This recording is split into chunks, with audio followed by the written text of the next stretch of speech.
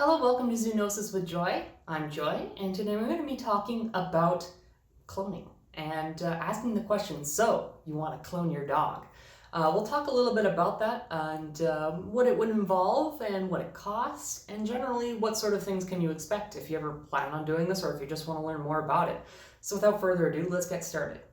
So the reason I bring this up, of course, is in recent news. The president-elect of Argentina, Javier Milei, is famous for having 5 cloned dogs. So after his bull mastiff Conan, named after Conan the Barbarian, passed away, he had the cells cultured and then preserved cryogenically for the low price of $1,200, and then had those cells that were cultured cloned. And that procedure cost about $50,000 US. So for the cost of a, luxury SUV crossover, he basically got 5 cloned dogs. Of course, he named one of them again after Conan, which I thought originally there's only 4 clones, but it turns out there's 5. He's just renamed one of them. The other 4 are named after anarcho-capitalists or libertarian theorists. I'm not an anarcho-capitalist.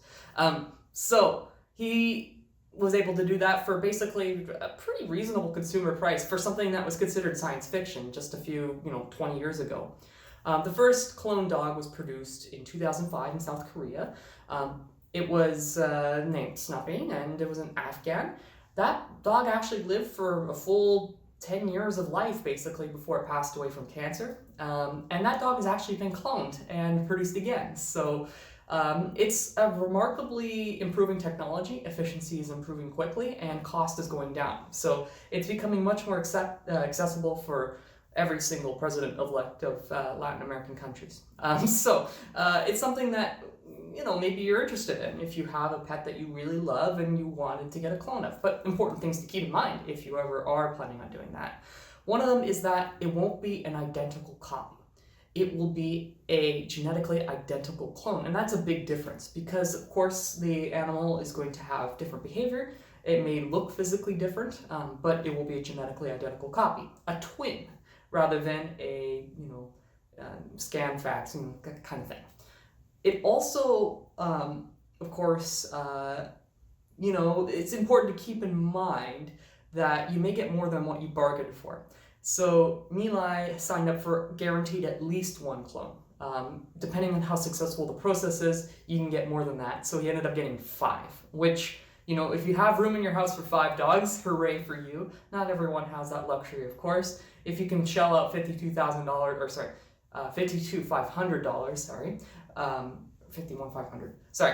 if you could shell out that amount of money for a clone dog, then you could probably shell out enough money to have a house to house 5 dogs. So important to keep in mind. But other things to keep in mind too is that there are many dogs who need homes that are rescues. You could support a rescue with the Humane Society. You could support Vets Without Borders.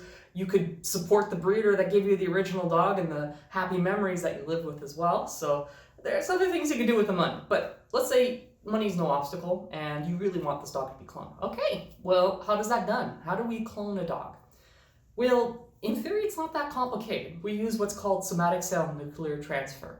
Essentially, what you have is you have your donor. That's the dog you want to have cloned, so the genes from that dog will be in the clone.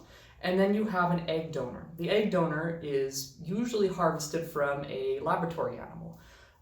With dogs, you can actually purchase them from, basically they breed them specifically for laboratory purposes, for pharmaceutical stuff and, this kind of research and commercial applications now too.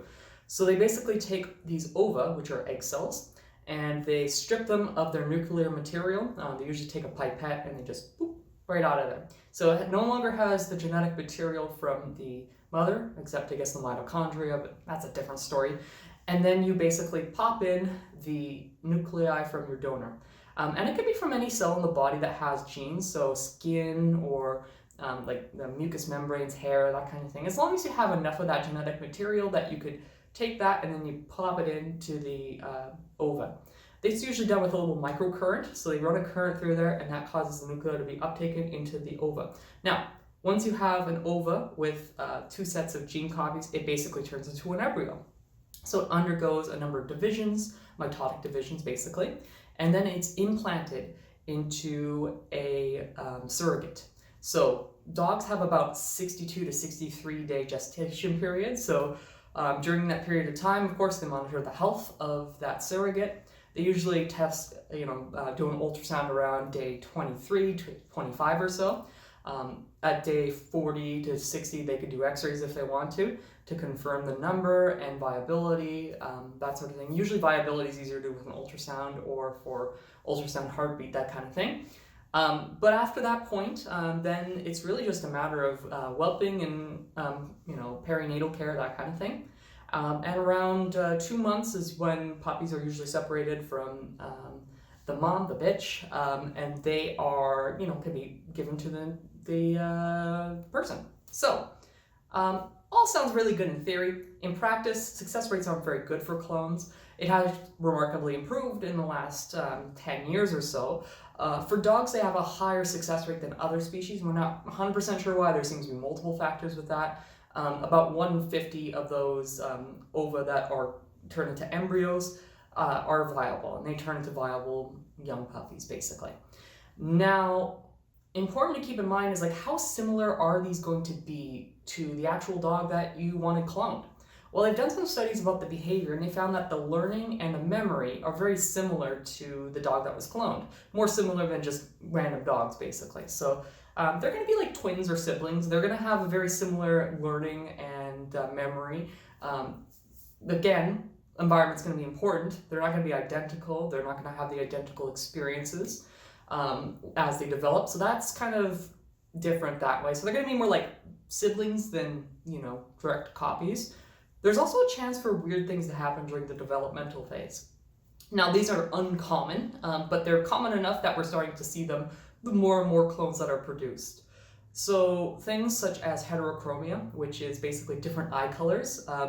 There can be things such as sex reversal. So generally it's a male clone, and they can have a knockout of the SRY gene, which produces the testosterone during development. And if that gets knocked out, they turn into females, which isn't good if you wanted to have a clone of a male dog. That's not super common. They have some ways to prevent it now, but is one of those things that can happen. You can get microphthalmia, so one of the or both of the eyes can be smaller and non-functional. There can be macroglossia, which is enlarged tongues.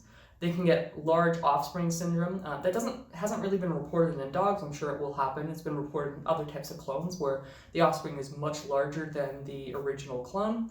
And you can also get hypertrophic muscle development. So the muscles grow a lot larger. I've talked about double muscling before on this channel, but this is kind of similar.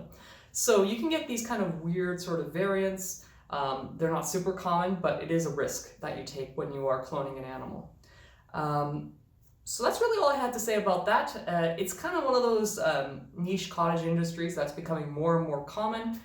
It is something that, of course, people are doing not just for the commercial reasons, for wanting their pet clone, but if they want a specific service animal with specific traits that person desires, it could be used for that. It could be used for conservation research, so trying to resurrect extinct species, but also maintain endangered species as well to preserve those genetics. It can also be used to make transgenic animals. So basically you can insert genes, fluorescent genes for instance, into the animal, and it has different characteristics than the original, but it is something that this technique has been used for as well. So there are of course a number of ethical and humane things to consider. Of course the surrogates as well as the donors need to be well cared for during this process. Sourcing them can be tricky. Not all of the places that breed laboratory dogs are reputable. There was one a few years ago that got shut down because of ethical concerns. And if you have the money, why not put it towards something like a rescue or Vets Without Borders or something that also helps animals. If you have the money for it, I guess you could. I don't see any specific prohibition, and I'm not going to issue any kind of condemnation about this kind of practice, but it's something that you need to consider. Is there more of an ethical way to spend your money? And, or you could buy a fancy car or go on vacation, 10, 20 times basically with the amount of money it costs to do these kind of things. Anyway, that's all I have for today. And if you have any questions or thoughts, leave it in the comment section below. And I will see you next time. Peace.